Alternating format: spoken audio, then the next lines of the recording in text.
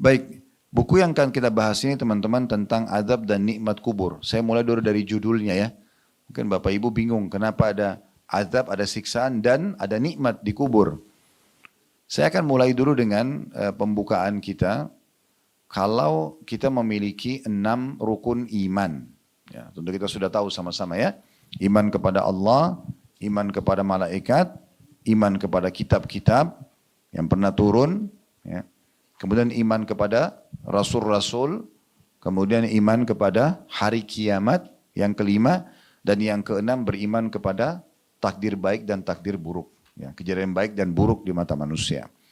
Baik, rukun iman kita yang kelima adalah iman kepada hari kiamat. Nah, ini satu paket Bapak Ibu sekalian. Satu paketnya itu adalah prosesi kematian. Mungkin tidak asing kita biasa mendengar ada kerabat kita meninggal, atau bahkan ada yang menyaksikan langsung meninggal. Mungkin di rumah sakit begini juga tidak asing, ada ibu lagi melahirkan meninggal atau bayinya meninggal. Nah, ini dibahas dalam Islam dengan sangat rinci. Prosesi kematian itu apa yang sedang terjadi sehingga manusia itu tadinya bisa ngomong, bisa melihat, tiba-tiba nggak bisa. Ya, gitu. Itu namanya mati, diringkaskan dengan 4 huruf ini. Nah, itu ada penjelasan dalam agama dalam rukun iman kita yang kelima. Jadi ada prosesi kematian, setelah kematian kemana ruh itu? Yang tadinya bisa menggerakkan jasad ini kemana dia? Ada namanya alam barzah. Ya. Alam barzah itu yang biasa kita bawa jenazah ke kuburan. Nah, disitulah alam barzah. Dalam Islam, kita kalau lewat kuburan dianjurkan mengucapin salam, mendoakan mayit. Ya. Di antara doa yang kita dianjurkan, Assalamualaikum ahlal kubur. Semoga keselamatan tercurahkan buat kalian wahai penghuni kuburan. Ya. Wa atakum ma tu'adun, telah datang bulan apa dijanjikan untuk kalian, gadan muajjalun, sampai hari kebangkitan nanti, wa inna insyaallah bikum lahiqun. Dan kami pasti akan menyusul kalian. Mohon maaf, doanya begini. Assalamualaikum ahlul kubur, semoga keselamatan tercurahkan untuk kalian penghuni negeri orang-orang penghuni kuburan. Yaghfirullahu lana wa lakum. Semoga Allah memaafkan kami dan memaafkan kalian. Antum salafuna wa nahnu bil athar. Kalian telah mendahului kami dan kami akan menyusul kalian. Ini diantara doa. Kalau Bapak Ibu ketik di Google doa ziarah kubur misalnya, maka akan keluar itu ajarannya. Jadi kita kalau lewat kuburan itu bukan kalau mungkin mata orang hidup gundukan tanah sama batu nisan, sebenarnya di dalam itu ada kehidupan. Makanya kita ucapin salam. Dalam doa yang lain Nabi SAW ajarkan Assalamualaikum ahlad diyari minal muslimina wal mu'minin. Semoga keselamatan tercurahkan untuk kalian penghuni negeri orang-orang muslim dan orang-orang mukmin. Wa inna insyaallah bikum lalahiqun. Kami dengan izin Allah akan menyusul kalian. As'alullah lana wa lakumul afiyah. Aku memohon kepada Allah untuk kami dan untuk kalian keselamatan. Dalam riwayat lain Assalamualaikum dara qaumin mu'minin. Semoga keselamatan tercurahkan untuk kalian wahai penghuni negeri orang-orang beriman. Wa atakum ma tu'adun, telah datang kepada kalian apa yang telah dijanjikan, gadan muajjalun, sampai hari yang telah ditentukan hari kiamat. Wa inna insyaallah bikum lahiqun, dan kami insyaallah akan menyusul kalian. Jadi itu rangkaiannya. Meninggal, apa yang terjadi? Ruhnya dicabut oleh malaikat, kemudian lalu pindah ke alam barzah, kuburan tersebut. Nah, di kuburan ini itu ada penjelasan khusus, nanti akan kita bahas. Ini satu buku ini khusus membahas masalah itu. Kejadian apa sebenarnya di kuburan? Apa yang terjadi di sana? Apakah beda antara orang yang suka sholat, tutup aurat, cari pendapatan halal, terus bertutur kata jujur dalam pekerjaannya, dengan orang yang tidak sholat, manipulasi data, suka ganggu orang? Apakah ini sama? Maka ini ada penjelasan. Nah, orang yang dalam Islam dijelaskan, orang-orang yang melakukan ketaatan, dia jujur, dia amanah, dia sholat, dia segala macam, kuburannya itu nanti akan menjadi taman dari taman surga. Nanti akan ada penjelasan dalil-dalil berhubungan dengan masalah itu. Jadi seperti kuburan para nabi-nabi, kuburan para sahabat, orang-orang soleh dulu, maka kuburan mereka menjadi taman dari taman surga. Dan kita pun akan sama seperti itu. Nanti akan lebih jelaskan panjang lebar dalam buku kita ini. Kemudian kalau dia memang penjahat selama hidup, suka lakukan kriminal, pelanggaran, kuburannya akan menjadi lubang dari lubang neraka. Ada penyiksaan. Ya. Karena Nabi SAW jelaskan dalam panjang lebar hadisnya. Di antaranya kata Nabi SAW waktu habis mengantar jenazah seorang sahabat, maka beliau kemudian berbicara dengan para sahabat yang hadir di situ yang masih hidup. Sesungguhnya kalau seseorang di antara kalian yang beriman meninggal dunia, maka akan datang 3 sosok malaikat.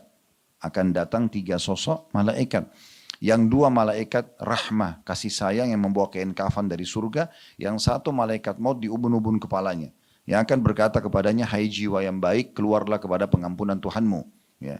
Allah jelaskan dalam Al-Quran, Ya ayyatuhan nafsul mutmainnah, irji' ila rabbiki radiyatan mardiyah. Wahai jiwa yang penuh dengan ketenangan, karena selama hidup diisi dengan ketaatan-ketaatan kepada Allah, dia nikmati halal, dia tinggalkan yang haram, maka ruhnya disuruh oleh Allah SWT kepada para malaikat, sampaikan suruh keluarkan ruh yang tenang itu.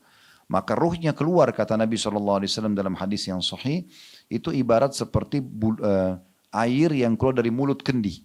Jadi bagaimana kalau kita keluarin air dari teko misalnya, kan cepat sekali dari mulutnya itu ya. Mulut teko itu, begitulah ruhnya orang beriman akan keluar. Belum sesaat keluar, maka akan diambil oleh malaikat rahmah. Dibungkus dengan kain kafan dari surga, dibawa ke langit. Ini prosesi ghaib yang kita tidak tahu, tapi ini penyampaian dalam agama. Jadi kita punya gambaran, oh ternyata ada yang terjadi loh di sana. Dan memang dalam Islam ini kita sudah diajarkan dari awal penciptaan Nabi Adam manusia dari tanah, lalu Allah suruh malaikat sujud, dalam surah Al-Baqarah diceritakan, ya, dan banyak surah-surah dan ayat-ayat yang lain, sampai akhirnya turun-temurun kita sekarang, dan sampai akhirnya kita akan kembali nanti ke akhirat sana, dan ujungnya ada surga dan neraka, dan sudah dirincikan secara rinci surga itu seperti apa, dari tanahnya, pohon-pohonnya, pakaiannya, bidadari dan bidadaranya, para malaikat yang menyambut depan pintu, istana-istananya, dan juga neraka sudah dirincikan bagi para pembangkang, dari siksaan yang paling sederhana sampai yang paling berat. Jadi semua sudah diberikan bocorannya sebenarnya. Maka beruntung kita kalau belajar, karena kita jadi tahu, oh ternyata ini loh yang terjadi.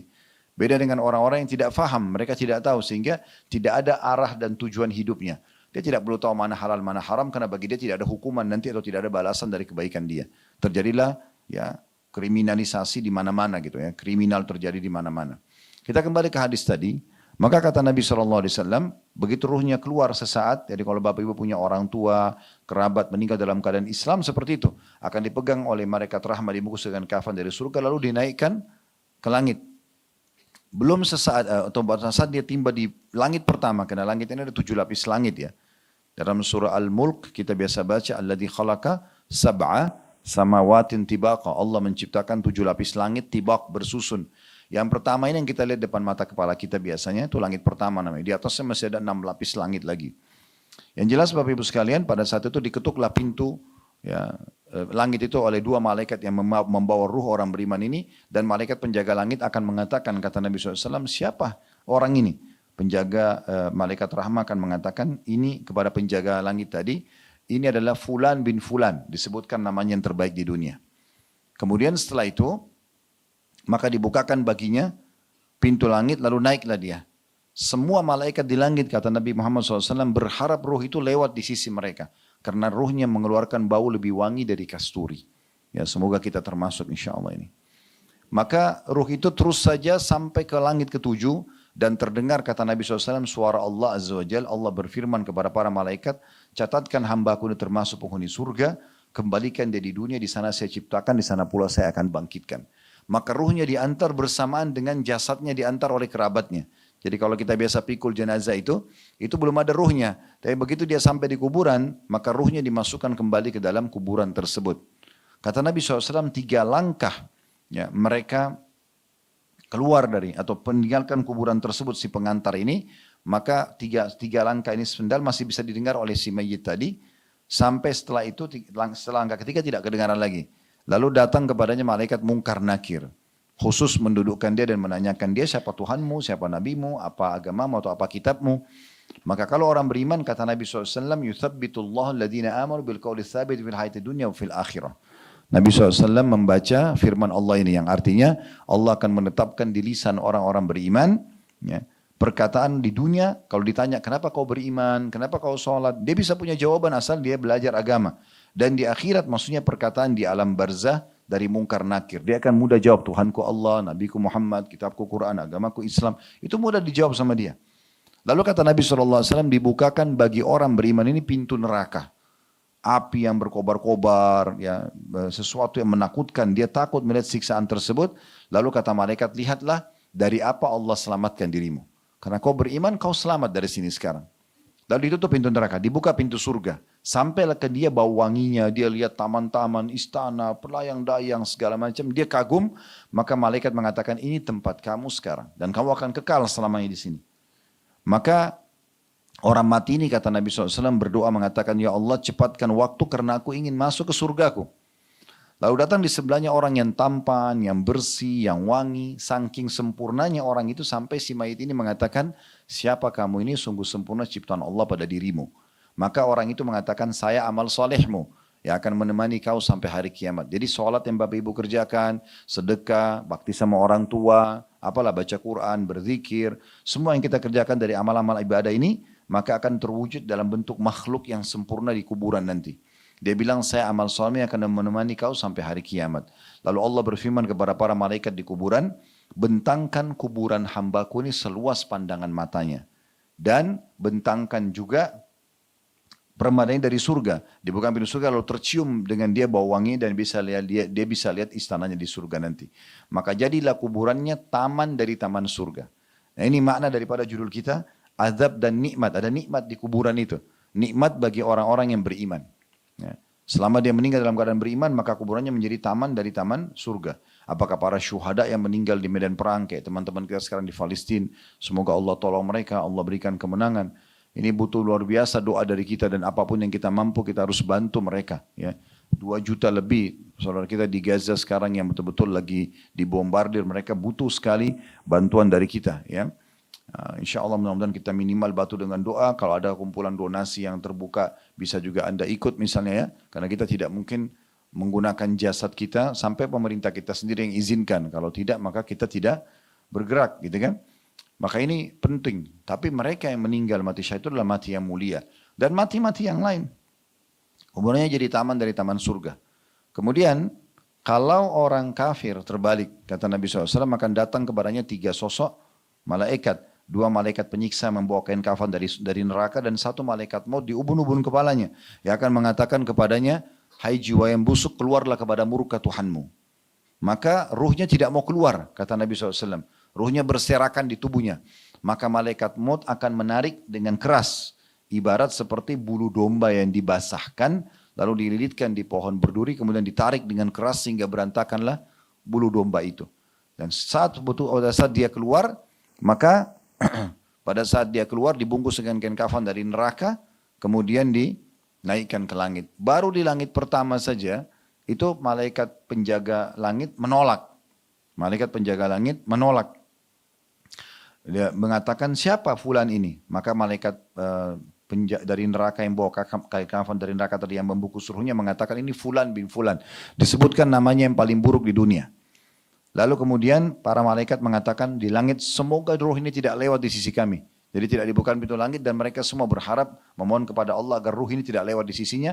Kata Nabi Muhammad SAW karena ruh itu mengeluarkan bau lebih busuk dari bangkai. Wa na'udzubillah. Kemudian setelah itu Allah berfirman kepada para malaikat, catatkan hambaku ini termasuk penghuni neraka, kembalikan dia di dunia, di sana saya ciptakan, di sana pula saya bangkitkan. Diantar ruhnya bersamaan jasadnya diantar oleh kerabatnya. Begitu masuk ke dalam kuburan, 3 langkah pengantar pulang, maka di saat itulah ya bisa atau mereka atau dia akan kedatangan malaikat mungkar nakir dan bisa melihat malaikat dan malaikat itu akan menanyakan kepadanya pertanyaan tadi, siapa Tuhanmu, siapa nabimu, apa kitabmu dan seterusnya. Dia tidak bisa jawab. Kata Nabi SAW dia hanya mengatakan innama aqulu kama kana yaqulun nas. Saya enggak tahu, saya ikut-ikut dulu orang bilang apa saja. Kata Nabi SAW, kalian akan diuji dalam kuburan kalian dengan pertanyaan tentang siapa aku. Dan orang beriman akan menjawab, dia adalah utusan Allah. Dan ada orang-orang kafir mengatakan, saya tidak tahu, saya cuma ikut-ikut orang bilang apa. Saya pernah dengar sih. Gitu. Nah kemudian setelah itu, dibukakan baginya pintu surga. Dia melihat keindahan yang luar biasa. Dan dia kagum, kata malaikat, lihat dari apa kau haramkan dirimu. Harusnya kau bisa masuk ke sini, cuman kamu yang gak mau. Ditutup, dibuka pintu neraka. Sampai kepadanya bau busuknya, panasnya. Dia ketakutan, kata malaikat, ini tempat kau sekarang dan kau tidak akan pernah bisa selamat darinya. Maka si mayit ini kata Nabi SAW berikan bocoran buat kita. Mengatakan, ya Allah jangan kau cepatkan waktu karena aku tidak ingin masuk ke nerakaku. Datang di sebelahnya orang yang buruk, tampangnya menakutkan, baunya busuk sekali. Lalu dia bilang, siapa kamu ini? Maka orang itu mengatakan, saya amal burukmu yang akan menemani kau sampai hari kiamat. Jadi ya'udzubillah, zina, riba, apalah bohong, menipu, memukul, membunuh, semua ini akan jadi wujud makhluk yang akan menakutkan nanti di kuburan, akan menemani orang ini. Lalu kemudian pada saat itu kata Nabi SAW, Allah utus kepadanya malaikat yang membawa sebuah besi. Yang besi itu kalau seluruh jin dan manusia bersatu untuk membalikkan saja mereka tidak akan mampu karena beratnya. Semua jin dan semua manusia miliaran jumlahnya, mereka tidak mampu membalikkan kalaupun mereka bersatu. Malaikat ini kata Nabi SAW, Allah utus tanpa punya pendengaran dan penglihatan. Ya. Bagaimana Allahu alam. Tapi dia akan menghantamkan besi itu ke kepala mayit ini, maka mayit itu akan hancur lebur dan teriak. Teriakannya didengarkan oleh semua makhluknya Allah kecuali jin dan manusia. Kalau jin dan manusia mendengarkan teriakan tersebut, maka mereka akan meninggal seketika. Jadi saking kerasnya.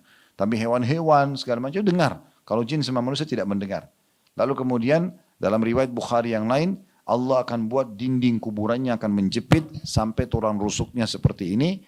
Kemudian hancur, diutuhkan kembali. Kemudian begitu terus sampai menjelang hari kiamat. Maka terjadi cambukan dan jepitan. Cambukan dan jepitan terus begitu. Kata Nabi SAW, maka jadilah kuburannya lubang dari lubang neraka. Maka itu ada siksaan sampai menjelang hari kiamat nanti. Nah ini kenapa dikatakan dalam judul kita, azab dan nikmat kubur. Karena memang keadaannya akan seperti itu. Keadaannya akan seperti itu yang disampaikan oleh Nabi SAW. Banyak buktinya, Nabi SAW pernah lewat kuburan, kemudian beliau mendengar suara gemuruh. Lalu beliau mengatakan, sungguh itu adalah kuburan orang-orang Yahudi yang sedang disiksa di kuburan. Ada juga yang lewat di satu kuburan yang lain, Nabi SAW juga mengatakan, kuburan siapa ini? Maka mereka mengatakan, ini kuburan yang sudah lama ya Rasulullah. Kata Nabi SAW, sesungguhnya ya kalian akan dihukum atau disiksa oleh Allah SWT di kuburan tergantung daripada kadar kesalahan yang ada. Dan sekian riwayat yang berhubungan dengan masalah-masalah yang diantaranya hadis Bukhari yang masyhur, waktu beliau lewat di dua kuburan lalu beliau mengatakan sesungguhnya dua penghuni kuburan sedang disiksa oleh Allah SWT dengan dua dosa yang dianggap remeh oleh banyak orang. Tapi dia bagian dari dosa besar. Yang satu tidak cebok pada saat kencing, ya, sehingga najis gitu kan. Dan yang satu itu suka menyebarkan adu domba. Nah ini yang banyak orang anggap remeh, tapi itu penyebab siksa kubur. Dan sekian banyak dalil yang berhubungan dengan masalah ini. Ya.